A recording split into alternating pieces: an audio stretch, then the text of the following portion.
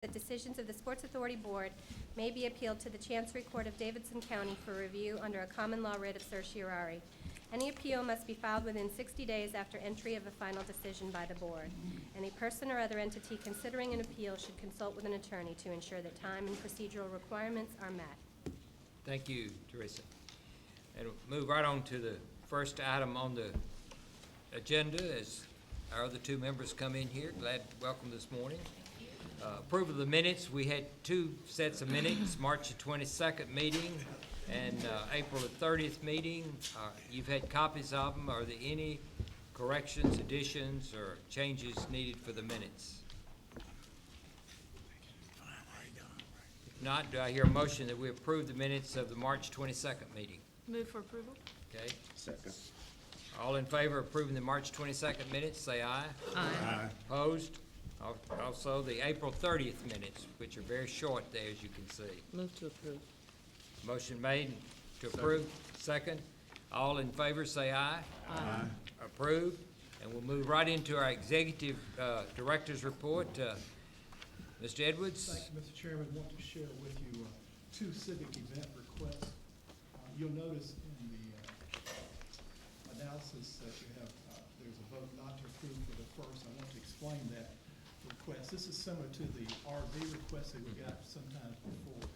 The board guidelines indicate that the person that fills out the civic event form must be the same company or person that applies for insurance. In this case, those applications rightfully filed, and they meet all the instances where they qualify for the use of the facility, were done by a for-profit group rather than for a nonprofit. So that's the reason I want to be consistent in bringing to the board requests for approval, bearing in mind that we fully expect the board to execute its prerogative on this. It's a $1,000 issue at most. This is a great organization doing great work for the Nashville community. We've got a representative here from Rebecca Fowler from the hospitality industry. So, Okay, that's the first one. Do I hear a motion that we approve this request for use? So moved. Motion's made. Any discussion? Just a question, make sure I understand. What are we bidding? As our rules are written, we cannot waive the parking for anyone other than a nonprofit organization. as the rules are written, it specifies that it's 501c3. It is not broad enough to encompass what the board historically has wanted to do. I'm sorry, let me restate this, I wasn't clear. If, as it's written, use the executive director could not recommend That's correct. because they're not a 501c3, but we as the board can make that determination to waive. Yes, sir. I think that's a good question to legal counsel. Teresa? I'm sorry, say that. Okay, well, I want to ask you now, the executive director cannot waive the parking when other than 501c3, but we as a board, if we chose to do so, could do that, couldn't we? The civic event parking policy really only addresses 501c3s.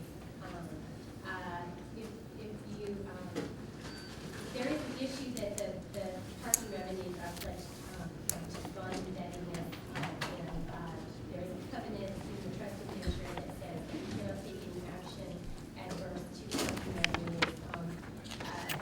A number of years ago, the board adopted a civic event parking policy. I think bond counsel was consulted, and I think it provides for a smaller number of spaces to be used. And I think the conclusion was basically it was a question of materiality, that it was de minimis, that because you're only talking about 300 spaces here or there. The policy itself does speak only to 501c3s. So, and If we found this to be de minimis, we have the discretion. I'm not bond counsel, but I would imagine that bond counsel would advise that it's a question of materiality. I think they did opine that they couldn't really just bless it because of that bond Okay. covenant, but, Well, I'll defer to the attorneys on our And this- board for whether we can do that. Okay, you've heard the We're not motion. bond counsel. You've heard the motion. Really, it may not really be that different, a 501c3 versus a for-profit, but, it may be more just a question of the impact on the bond revenues overall. I have a question. Yes, ma'am. So has this applicant applied before, and did we waive the parking before? I don't know the answer to that. Okay. I know that the group has said, in view of this discussion, that going forward, they'd like to use the facility again. They will file under their foundation, Yeah. which would have made this a moot point. Yeah, if they'd have filed under the foundation, and that's where the good is going to be, it would have been all right. It would have met all the criteria. It was just that one criteria that it didn't meet.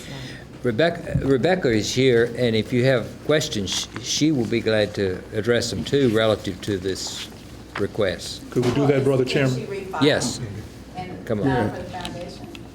Can you refile? And can Oh, you we'd be just- happy to refile for the foundation. I mean, it won't keep you having problems, so if we do it subject, if we approve it subject to the foundation being the applicant, Right. Absolutely. then that would be Right. acceptable. Would that be all right? Right, so we absolutely. amend the motion Okay. to provide that the foundation applies. And then it meets all the, Absolutely.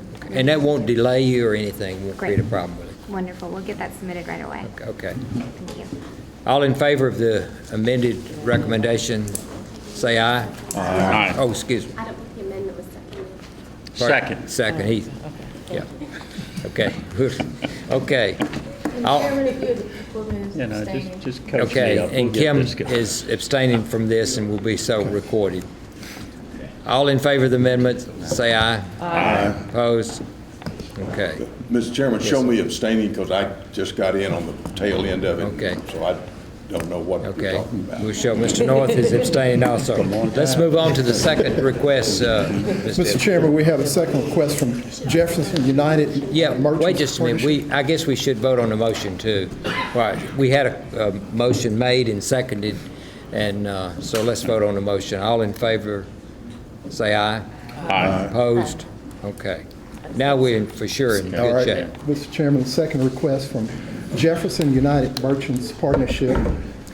They're requesting Lot R use for Saturday, June 15th. It's an organization that we're familiar with. They do great civic work. They've met all the requirements, and we move for approval.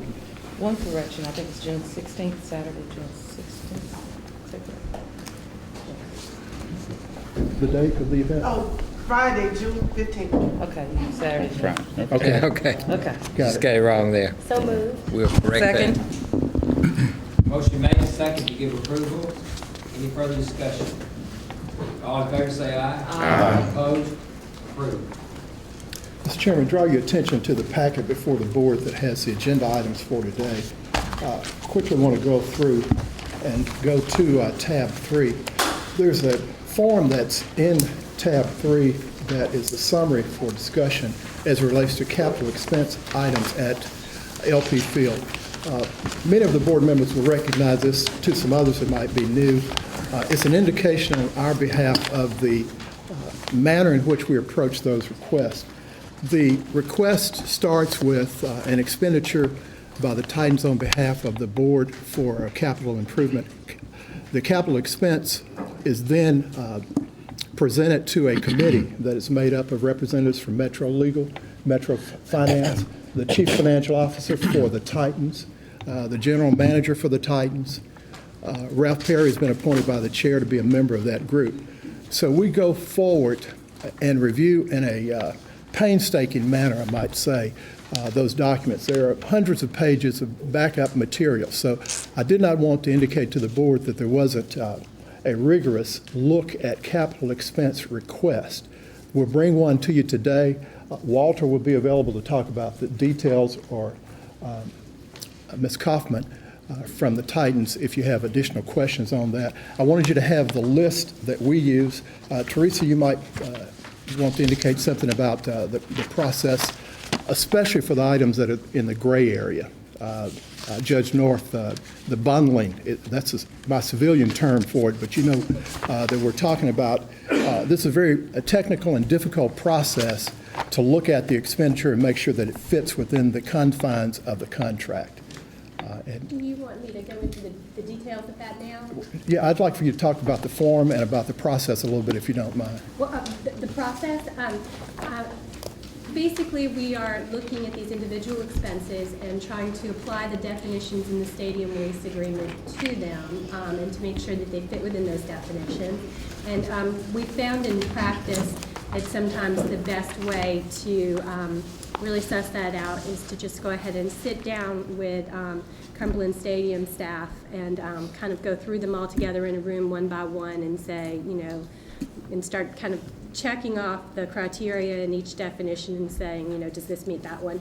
And they can, you know, they can often offer us an explanation and say, oh yes, that one wore out, it had reached the end of its useful life, so, you know, the replacement does therefore meet the definition of capital or something like that. So we did that, Emmett and I, and Walter and Janine Kaufman and Bob Lackey with Metro Finance all participated in that process, and Scott Rayson, the CSI attorney, subsequently has discussed it with me as well. And going through it, there wasn't really anything that fell into a category of something that you hadn't approved previously in response to previous requests. But I didn't know if you wanted to actually talk about the substance of the requests now, or? I really just wanted to highlight this for the board's interest.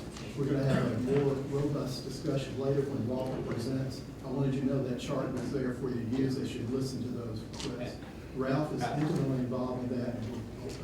Yeah, I wanted to ask Ralph if he had some comments on the process. Feels it working well, as outlined here. The short answer, Mr. Chairman, I think is yes. I mean, everything that comes before us has been reviewed very carefully by Metro DPS, who deal with this stuff day to day. So generally speaking, there's been a fair amount of staff review before it comes to our attention. It's not to say we don't want to look at it ourselves, but I think we can have a high degree of confidence that it's been reviewed by people who are very familiar with how this should be done.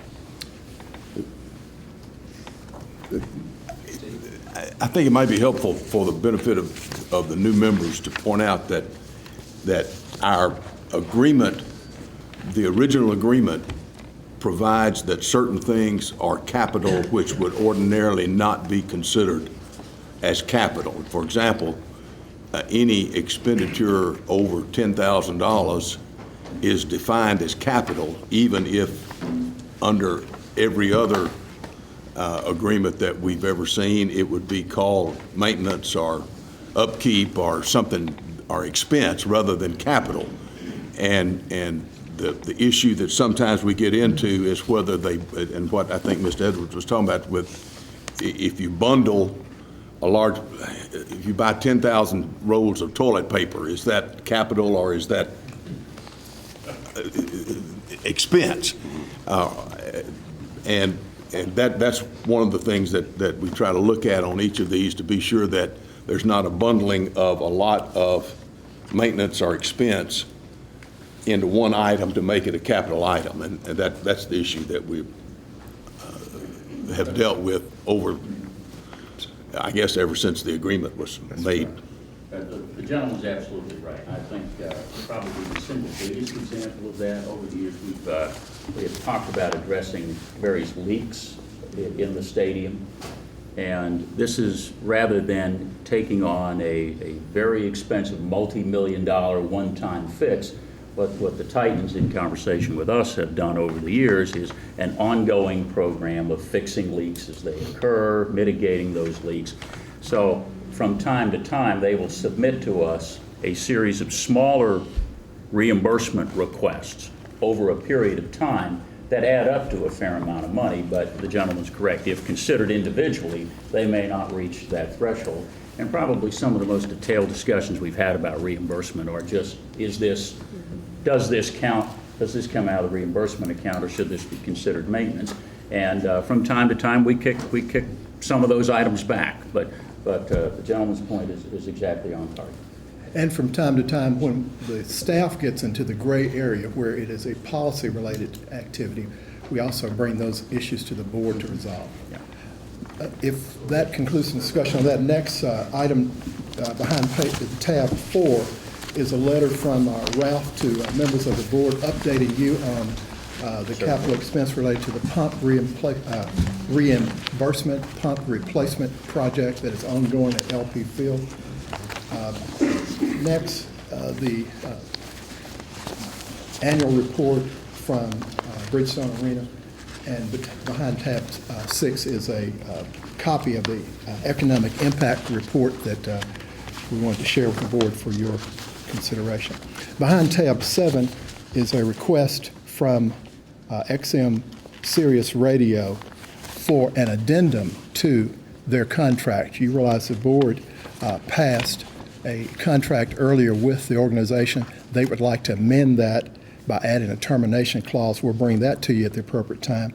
2 pages, the next 2 pages behind that was a discussion that we had with the board about how the rate was set for the use, the lease of the second and third story space in the tower, and using the conventional graphs and charts there from local real estate organizations that do make that determination. The first chart indicates to you what the state, metro, county, and city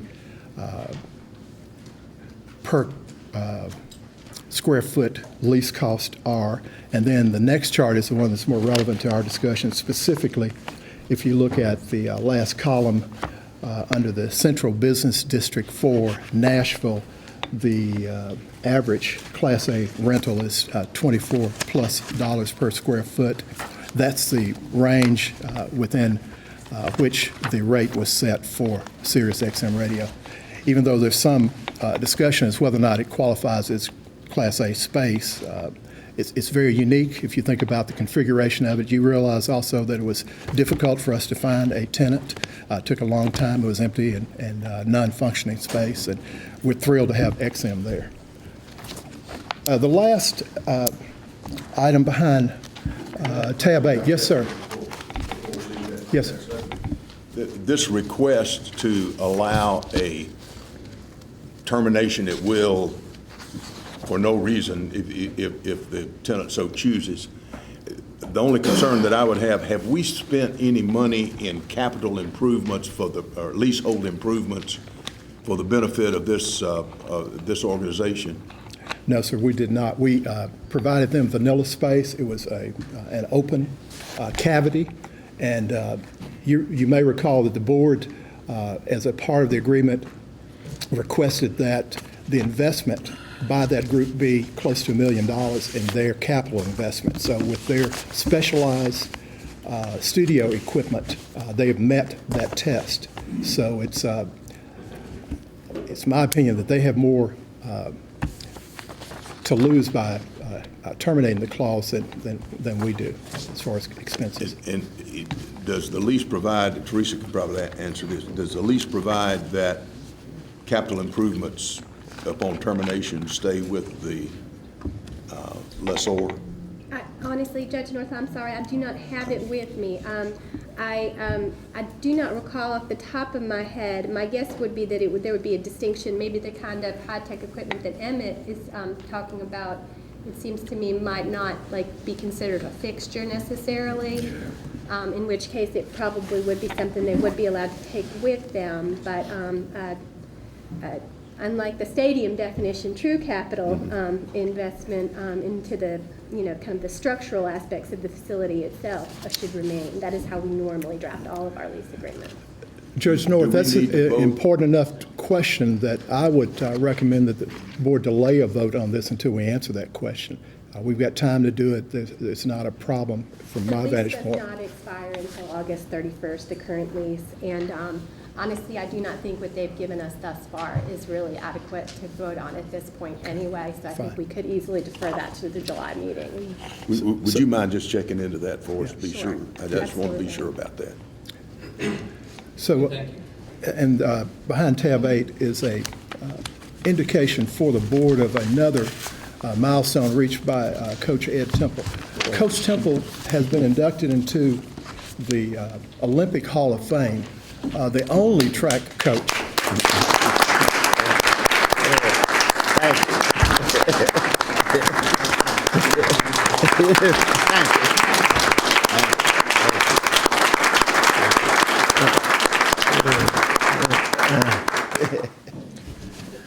In the history of the Olympics, Hall of Fame, there is not another track coach. This is really historic for us, not only because he's a dear friend and a wonderful promoter of sports in Davidson County and worldwide, but it is historic on so many different levels. Coach has had at least 3 of his runners that have preceded him into the Hall of Fame. We think it's fitting and appropriate, and we applaud the Olympic Hall of Fame Committee for its selection. Thank you, thank you. Mr. Chairman, that concludes my comments. Okay, we'll hear more from Emmett as we move through our agenda, but let's move on to item 5 there, and let's go to the LP Field report. And the first item is to talk about the CMA parking. I believe, Rich, you're going to do that, and then Walter is going to do the report from the Titans. But whoever's going first, welcome to the podium.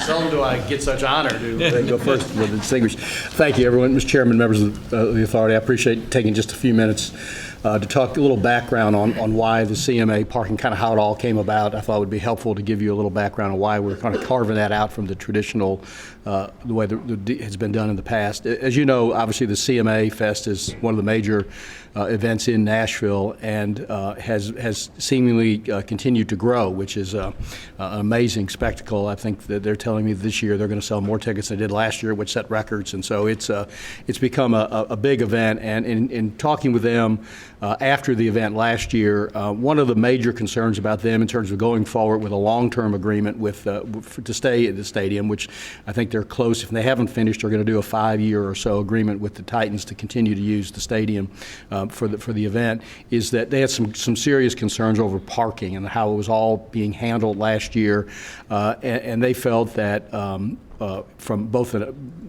a financial standpoint and really more importantly from a sort of a efficiency standpoint and an experience standpoint for the users, the people coming to the event, that it just wasn't done in a good way to fit everyone's needs. And so what they had requested was that the CMA event be carved out of the major main contract with the Sports Authority, so that they could sort of handle it more ongoing with the Titans directly. And so that's what essentially they've proposed to do. And then they've proposed that they would split the financial arrangement would be essentially the after expenses. The CMA would get 50% of the gross of the revenue after expenses. The authority would get 25% to use towards our debt service in keeping with the bond covenants, things of that nature. And then the Titans would get the other 25%. I knew there was another. Sorry, I almost forgot your 25% piece. I knew Janine would remind me of that 25%. I apologize for that. To get to the 100%. And so.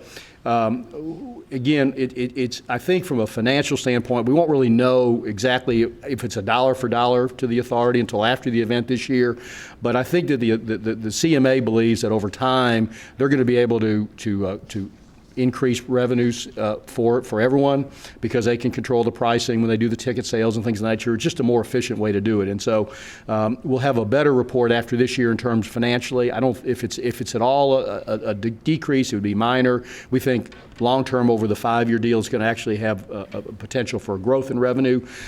So that's part of it. So it's not really a revenue-based decision for the authority, I think, although that's part of it. Obviously, we have to be concerned about that. But it's really more of obviously an event that's critical to Nashville. The CMA Fest has become really exciting, although I did urge them to maybe switch with Bonnaroo one year, and we'd have Bonnaroo here one year. Never mind.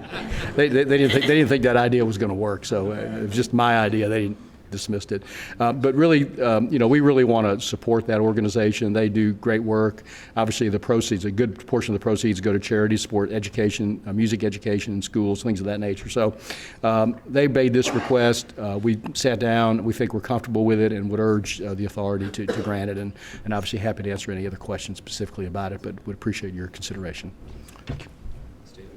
I just want to be sure this doesn't conflict with our standard parking contract that we have with our parking contractor. I think it's a great idea. Yeah, it was taken out. I think it was when we entered into the contract with Stewart Parking. It's excluded. I can't say that, specifically excluded from that, so that doesn't violate the agreement that we have with Stewart. Let me just give you a little bit of history. Last year, just before CMA, Emmett and I were asked to meet with them and discuss this parking arrangement, and we did, and told Steve that our board wouldn't be meeting and we couldn't process his request to make this happen, but that we would consider it this year in 2012, so that it's back for our consideration. But they were very cooperative with us last year on deferring it for 1 year. Joe North, also historically what's happened is that the parking company of record has also been used for the other civic events. And to Rich's point, you realize that the board has asked that Stewart provide a high level of parking so that the consumer feels like they're getting a quality product. The Titans and CMA have elected to also use that same operator for parking. So we think we're going to have consistent, high-level customer support across the board of all the activities, and we expect to give you a much improved customer satisfaction report, because we're actually going to survey customers different than we've done in the past. So we anticipate some great things going forward as far as parking at LP Field. So what we would need today is a motion to approve this, because it changes the agreement we have with them. So moved. Okay. Would you like to speak? Yeah, go ahead. It may be just a little bit more complicated than that. The draft that you have in front of you is still in draft form, and there's still a couple of issues that CMA's attorney and I are still working on. I talked to him at 10 o'clock last night and at 6:30 this morning, and it's still not quite resolved. We think it's very likely to be resolved, but what we were hoping you could do, as you have done in a number of other situations in the past, is perhaps kind of approve it with an asterisk, as Emmett has described, and perhaps contingent upon the few remaining issues, which I'm glad to describe in a little more detail, being resolved, and maybe delegate to the chair the ability to sign the final version and approve it. Okay, do I? So moved. Second. Motion made second. Is there? I have a question here.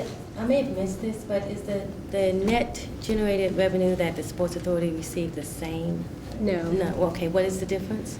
Under the old agreement, Sports Authority did receive 100% of the net revenue after all expenses. Under this agreement, we received 25%. And while that seems like a dramatic difference, we believe that other factors, and we've vetted this with bond counsel, the agreement as drafted and this particular issue specifically, that because of the improved quality of parking management services, the greater transparency and accountability that we're expecting to have, both as a result of the manager being more extensively supervised by the Cumberland Stadium organization. And I think it was also thought that CMA having kind of a piece of the parking action was kind of going to incentivize them to sell it more vigorously as well. And this being a 5-year agreement instead of a 1-year agreement like we had last year. And there's also a piece of it that enables them to raise the parking rates, which are considerably below market value at this point in time. And with all of that taken together, while, as Rich mentioned, I think there might be, a little bit of a differential in the first year, I think the people who know finances, of which I admit I am not one, Ms. Kaufman might be able to speak to this more knowledgeably, think that the net revenues will not be negatively impacted. And if you feel that this deal is in the Sports Authority's best interest, then you can approve it without jeopardizing your bond covenants. Okay, thank you. I think I can say, at least from my own experience, that there are few things that will sour a tourist or a visitor's impression of a city than infernal parking problems. And if whatever we can do to make the parking for our visitors smooth and seamless and convenient, I think is in the best interest of the city, and therefore in the best interest of the Sports Authority. Any other discussion? All in favor of this recommendation, and that we approve it subject to these details being worked out and authorize the chair to sign? That would be my recommendation. Okay. We had a motion, we had a second. All in favor, say aye. Aye. Opposed? Thank you, Rich, for working with CMA and with Steve and bringing this to us and getting it worked out this year for the contract. Walter? You're second to Rich, but you're up next. That's okay. I don't mind. I don't mind. I don't mind. I can't have too much like that. Morning, Mr. Chair and fellow board members. As Emmett and Terry has already stated, the capital reimbursements have been vetted. We have spent days and hours of discussing each of those invoices and projects, and I believe that we've arrived at a meeting of the minds where we can discuss it. Am I correct in saying that, dear? Okay. Okay. The motion, we're seeking approval from the board for our reimbursement request of approximately $757,000. Okay, and Emmett, why don't you explain to the board sort of the process that's been followed to be sure we've met all of our obligations that we should in checking this. Mr. Chairman, as I indicated earlier, through the longstanding committee process for capital expense, a thorough vetting of the requests from the Titans has been done. An indication, an analysis to indicate that there are revenues available that are set aside specifically for this. There's enough money in the reserve fund, Judge North, to pay for it. So we do ask for the board to Okay, to and approve. Teresa, you checked these and you feel good about them? I have. I mean, there are always, I mean, we have developed a practice of approving some things that maybe don't exactly fit the letter of the definitions, but all of these expenses are essentially identical in nature to types of expenses that the board has approved previously after significant discussion. There are the more minor supply items for the concrete and leak repair that are taken collectively, even though we might not do that just on the pure technical letter terms of the definitions, because of the agreement that Mr. Perry was referencing, where we understood that we had a choice between either undertaking a larger capital repair or using what we hoped would be this cheaper approach of buying supplies and allowing stadium staff to use those supplies to fix the leaks. We prefer less expensive. Yes, and so that has been discussed in previous board meetings and approved by this board in its minutes for that reason. There are a few. There's also something called a special capital project expense. There's a definition for that, and that is normally excluded and would be the Cumberland Stadium's obligation to pay for. And there were a few items that basically were for repairs within luxury suites, which would normally be a special capital project expense, such as I just described. However, it's believed that the damage caused within those suites was due to kind of more structural problems with, the leaks, leaky cement, basically. Above those facilities, and so we have elected to pay those kinds of damages in the past as well. So, based on that, I was assuming that you guys would want to do the same thing again. And then there are a few that were maybe more technically stadium equipment expenses rather than capital project expenses. In the past, we've kind of ignored that distinction because the money all comes from the same place. Regardless of which type of expense it is. And the Sports Authority has an obligation to pay those stadium equipment expenses just as it has the obligation to pay the capital project expenses. The only difference would be if we were close to a threshold or maximum amount for the stadium equipment expenses, then we would roll those over to subsequent years. But it's my understanding, again, I'm not the finance person, that we're nowhere close to that ceiling anyway. So just paying them like we would a normal capital project expense seems to have worked in the past. So once again, I was assuming you weren't concerned about that. recommendation to have reimbursement, I would entertain a motion, and then we can further discuss. Move to approve. Motion made and seconded to approve. Steve? I just wanted to ask, when we say that there's money available, is that money that's available what is being collected with the ticket tax, or is it available from the regular capital fund that, the $1 million a year that we? Regular capital fund. Okay, so the amount that we've set aside in the ticket tax for the big ticket items that we anticipate coming is not impacted by this? Want to be sure. Other discussion, other questions?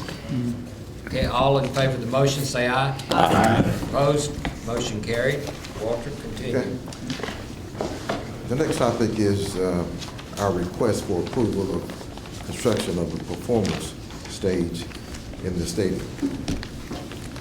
We have talked internally, and considering the concept of putting a performance stage at the bottom of the end zone, north end zone scoreboard. Before we start any further discussions, we know that we need to have the Sports Authority's approval to add anything to the stadium. If we are approved today, we will continue our internal discussions about trying to decide whether or not this is a viable concept or project. Okay? If, in fact, that it is approved, the Titans will be responsible for all costs that are associated with the stage. If I did bring with me some pictures where we are proposing. Now please zero on that word proposing, that because we're still having a lot of discussion about just where it would be. What you want us to do is authorize you to continue to explore doing this project, and then we'd come back for approval once you, Well, or you want approval now? Right. Actually, why we are asking this is because we feel if we waited until the July meeting, that we would miss our opportunity to have the stage in place should we decide to move forward with that. And it would not be done before our home football season starts. Okay, let's open up for discussion. Walter, I just want to be sure I understand. What you're asking us to do is authorize the Titans in their discretion to build a performance stage at their expense. Yes. And obviously at their liability in case it falls down or something or hurts anybody. Yes. And then at the end of the lease, it belongs to the city. Absolutely. Is that right? Okay. It's a part of the I just want to be sure stadium. that I understood what we were voting for. What do you see as the impact of having the stage here, Walter? What would that do in terms of? Well, I think the major impact was that it will increase the fan experience that comes into the stadium. With the many upgrades that are in construction at this particular time, we think that this will only add to it. And that's, depending, there's a lot more discussion that needs to be had before this actually becomes a stage. But at this particular time, we want to continue to explore that fact, and we need your approval to do that. So are you thinking halftime performances? Yeah, or halftime, pregame maybe performances? quarter, halftime, before the game, something after the game. The stage would be 30 feet wide, 27, 24, something feet long. If you notice on the picture, it's above that facade in the north end zone, right above the fan accommodation. It would extend out over that facade approximately 6 feet. And there are a number of discussions about the flooring, whether or not there would be some sort of shelter in place over it to keep the rain off the artists. So all those discussions are continuing. But Walter, on the photograph that the board is looking at, the highlighted area in red, Yes. is that The target. That's the proposed area at this particular time. Is there another stadium that you are, that has a similar stage that you'd like to reference? I'm not sure about that. No. Would this be used for concerts too? Possibly, could be. But it is basically for sports events? Any type of event. Okay. TSU, Muse City Bowl, soccer event, it would be used for the entire stadium. I'm sorry. If I'm correct, this isn't the kind of stage they build out for CMA. This No. is a much smaller thing. No. And really more geared toward providing a place to put entertainers Yes. during some sporting event. Yes. Football mainly, Right, but other right. activities. Right, sure. No cost to us, No cost. no liability to us, No. no downside. No. I'm willing to move approval, Mr. Okay. Chairman. We've heard the motion and the second. Further discussion. All in favor say aye. Aye. Opposed? Approved. Thank you. I assume that each of you did receive one of these packets? We did. Okay. We always like to start off talking about our calendar, what has occurred since we had our last board meeting. On May 5th, we had the Mayor's Field Day, which was attended by approximately 3,200 attendees. It was just a glorious day, and kids had fun. We had the field marked off in quads, and they were on the field throwing footballs, sack races, trolley events. It was just a fantastic time. They also had a health fair. It also had a course, an obstacle course that they would run through. And of course, we had an exercise stage, which a lot of participants participated in. And we had some of the Titan players that were there to sign autographs for all of the kids. It was just a wonderful time, and we're looking forward to having it again next year. Last weekend, we had our Good Guys car show, which was somewhat in jeopardy of actually coming to fruition because of the interstate being blocked that particular weekend. But it was a wonderful coming together partnership between Metro and the state. They certainly helped the Good Guys with getting notice out to all of the fans that were arriving at the car show, and it certainly made it so that I'm told that they had their second largest attended event since they've been here for 7 years. So that's really outstanding. As you well know, the Country Music Festival is coming. They've already started bringing in their equipment. Of course, it's the 7th, 8th, 9th, and 10th of June. It's Nashville's signature event, and we always look forward to hosting that and hope that all of you will attend that as well. Also, June 23rd, we'll have Kenny Chesney and Tim McGraw concert, which will be certainly an outstanding concert as well, and we're looking forward to that. As always, we are always entertaining and in discussions with other possible events. No names yet, but we are constantly looking to bring other types of entertainment to the stadium, and we're working hard with trying to accomplish that. Okay. In tab 2, our casualty loss, again, as I reported at our last meeting, that there's a zero balance, which I'm ecstatic about.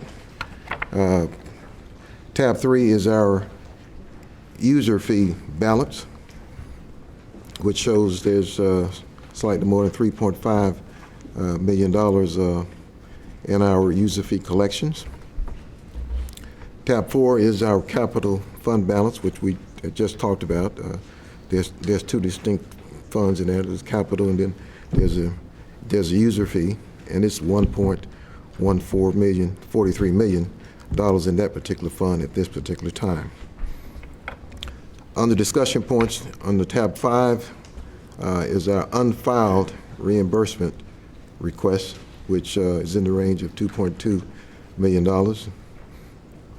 Tab 6 is our capital expense items, and charge of pending contracts, which we like to keep you abreast and informed just what construction what construction projects are going on at the stadium at this particular time.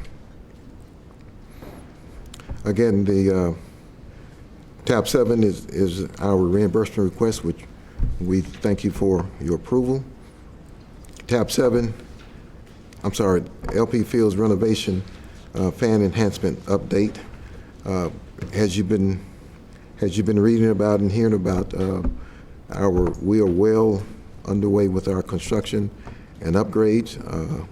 We are offering a tour to any of you who would like to be carted around and showing just where we are right now. The weather has been very cooperative. I'll say that we're making progress, and hopefully everything will come together so that we will have this in place for our August 23rd game. Are there any questions? Anybody have any questions today? I thought it might be helpful to explain, particularly for the benefit of the new members, what he's talking about when he says unfiled request. And correct me now if I'm wrong. I think I know what that means, but correct me now if I'm wrong about this. That the Titans have over the years not asked for reimbursement on items until there's money available to do so. That's correct. And these unfiled requests just sort of lets us know that this money has been spent, and sooner or later they're going to expect to be reimbursed when there is sufficient fund in the capital fund to do so. And I think that's what that means, and for the benefit of the newer members. You are correct, Steve. Thank you. Any other questions for Walter? Thank you, Walter. Thank you. We'll move to the Bridgestone Arena report with Sean Henry. Sean, welcome. Good morning. Yeah, unfortunately, I stand before you without a beard. I was hoping, A, to miss this meeting and to be sporting a really long beard right now, which thanks for leading, Coach. We are finishing a great year, obviously coming close to the end of the fiscal. From a hockey standpoint, the benefits that our record 25 sellouts had, our consecutive sellout streak, the 5 playoff games, what that does for the Bridgestone Arena P&L is nothing short of phenomenal. It's hard to say it was a great year, obviously, because we didn't win the cup. And there should be 29 teams disappointed every year. Sometimes some teams still celebrate, regardless of what happened. So I think when you step away from our exit and you realize it was a special year still, despite not playing in June. We're the only team to play in the second round 2 years in a row, which speaks volumes to our overall group and what the team's done this past year. A lot of people make a big deal, are we a traditional hockey market or not? Fortunately, we're not. You don't want to be a traditional market. You don't want to be Toronto. You don't want to be the Islanders. You want to be those teams that miss the playoffs every year. But what we are getting a little bit more traditional is the NHL and North America is noticing what's happening in Nashville. You see more and more members of the media at our games. You see better coverage throughout. We've had over 100 million people view our games this year between our home broadcast and away broadcast, putting Nashville on a big map. Also, David Poile was nominated for Executive of the Year for the 3rd year in a row, which you could say it's only 3 years, but it's all 3 years the award's been around. Shea Weber, Pekka Rinne have both been nominated for Best Defenseman, Best Goaltender of the Year, and Mike Fisher, I think, has been nominated for the Best Award, and that's the Community Award. And the awards are in June, so hopefully we have something to celebrate in June. Not the thing we wanted, but at least we'll be able to celebrate some individual accomplishments, which led to really a great year. From an event standpoint, again, we're coming to the close of the fiscal pretty quickly, and again, just a magical year. Everything that we do, it seems like we're setting some records. And the past, I think, 3 months, every show that we've done, we've had the highest gross on their respective tour, which again is phenomenal. We're the second smallest market in North America that has an NHL team, but somehow we're defying the odds and we're beating the guys much bigger than us. So it's been a lot of fun. The numbers speak for themselves. Year over year, they're up dramatically, and that's despite being down slightly attendance-wise. The concert year wasn't as strong as it was last year collectively as a whole. So we're getting our share of them. We're pacing with the biggest cities that are out there. But again, when you look at our revenue numbers, we're up in dramatic fashion year over year, and then March over March is absolutely phenomenal. Now, in fairness, we had the SEC Women's this year and the NCAA event, so that sure helps. But at the same time, we had basketball events last year in March as well. So really, it's just been a phenomenal year, and we're looking forward to a really busy close. We have the busiest June on record than we've ever had. We have more shows on sale right now than we've ever had at the same point. And I think I said that last month, and I think I said it the month before and the month before, and I hope to say it again in our July meeting. And we're really enjoying a really, really nice pacing. So things are looking very, very bright. Someone should ask a question on where we are with the city. And I look forward to Rich standing up here before I speak. Did he leave already? Yeah. He's never here when I speak. But we are having great discussions with the city. And ideally in the next, few weeks, month, whatever it may be, we can stand before you and talk about ideally a new partnership. And really things are just very positive, which has been nice. It's coming to almost my second full year being here, and I think my first meeting wasn't that pleasant for me. I don't think it was for you either, because we had a lot of things that we needed to clean up from a reporting standpoint, but more importantly than that, and we said it then, is we needed to grow revenue. We had to grow our events, and the events that we had to make them more and more successful. And I think when you look at those past 2 years since I first said that, we've done it, and we look forward to continuing it, because nothing grows success like success. So I really thank you for what's been a pretty strong year, and I look forward in July's meeting to really report on where we rank, nationally, and then where the numbers ended up. So if you have any questions, I'll have to answer them. No, thank you. I want to answer one question. There is another sporting venue that has a stage for performances between periods. It's on Broadway, by the way. So, and it's a great addition to the stadium. Although it was not a sold-out event, Tuesday night, Hume Fogg Academic Magnet High School had their graduation here, and I was privileged to attend that, and it was really quite an event. It was nice. They just celebrated their 100th anniversary as well, and we were fortunate enough to be able to provide them with a stage and some sound systems. It's we look at that building, and I don't know if it was always this way, but as almost town center, and that's what it should be used for more, whether it be the mayor's hour of prayer or the graduation. So it was a nice event. It won't make the papers. It won't help in those rankings, but it sure solidifies the community. So there was a huge crowd there. Yeah. They don't drink a lot of beer, though. There were 220 graduates, and there were, I'll bet you, 6,000, 7,000. No, it's tremendous. No seat use charge, though, or not very big per caps, but it's a fun event to do. Mr. Chairman, over the last few months, Sean and others in the industry have paid attention to the issue of scalping of tickets. I know that you've seen those media reports. There's a direct impact on our bottom line. Sean, you might address some of the issues related to that and the position that you and some others have taken in the industry as far as. Yeah, really over the past 10 years, with the advent of,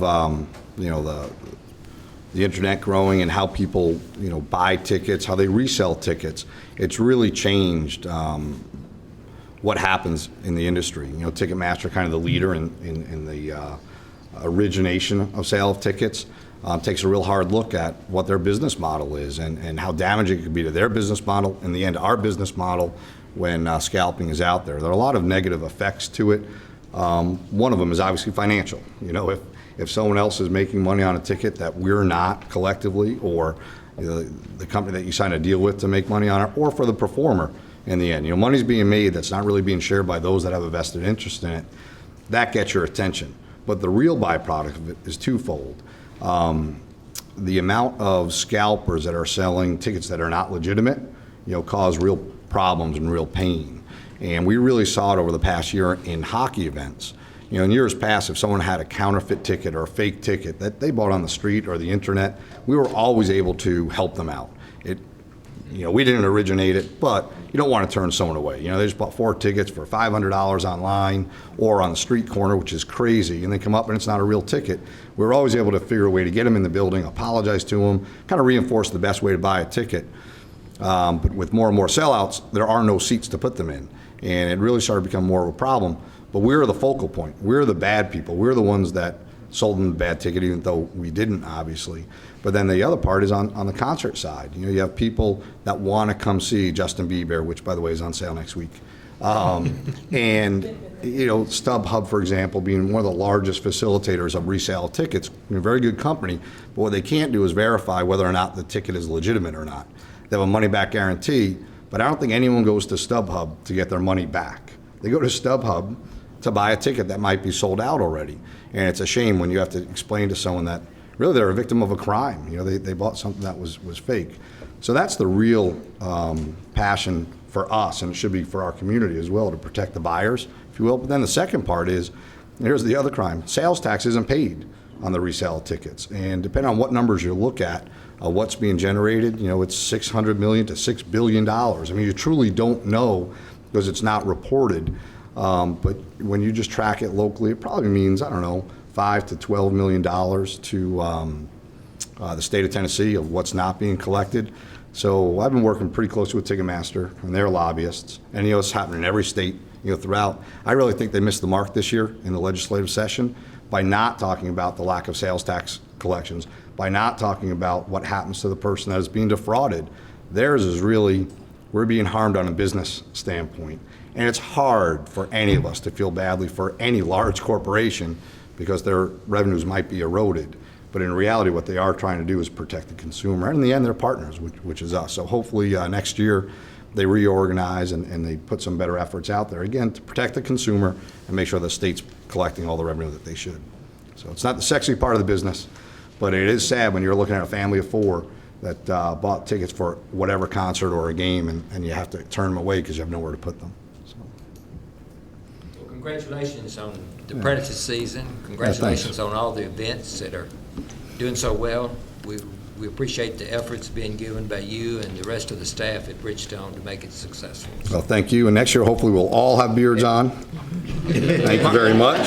Margaret, we have a question over here. Margaret. I'm sorry, Margaret. If Lauren could give us a perspective of how the negotiations are going. Sure. And maybe when I would agree with Sean. I think the negotiations with the city are going well. I think they're very constructive. I think people are positive. I think everyone believes we'll have agreement on some important but small points that are still remaining, and that we'll see it within the upcoming days or weeks. It's not going to be a long-term issue. I think we've got a short window. We know we have a short window, and I think we'll see it done. And I think what is important is some of the comments that JD made at the last meeting, which there's a process that's very important for us to undergo. We as an authority need to not be rushed.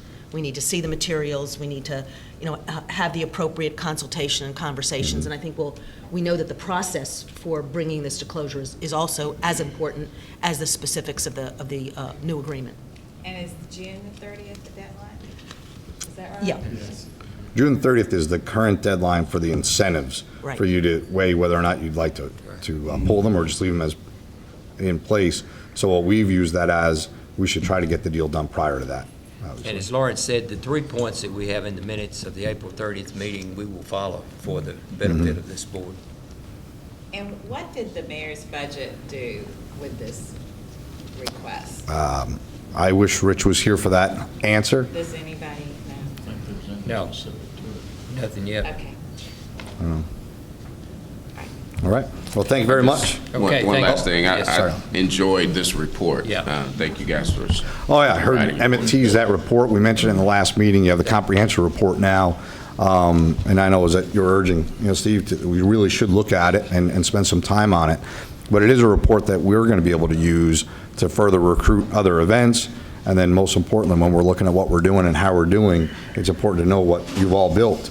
And it's an annual impact of over $400 million. And again, no matter how you challenge the numbers, you want to bring that down to $390 million, you want to bring it down to $20 million. I mean, it's real, it's tangible, it's a job creator, it's a tax creator, and obviously the investment and the forethought that was put into building the building and recruiting the team has paid off multiple times over. So Thank you, Thank you. for mentioning that. And all of us are with groups of people, and we should review that and really be prepared to talk about the impact that Bridgestone has on our community. If you have any questions on it, never hesitate to call or contact. We love talking about it. So, Okay. all right, thanks. Thank you, Sean, very much. Okay.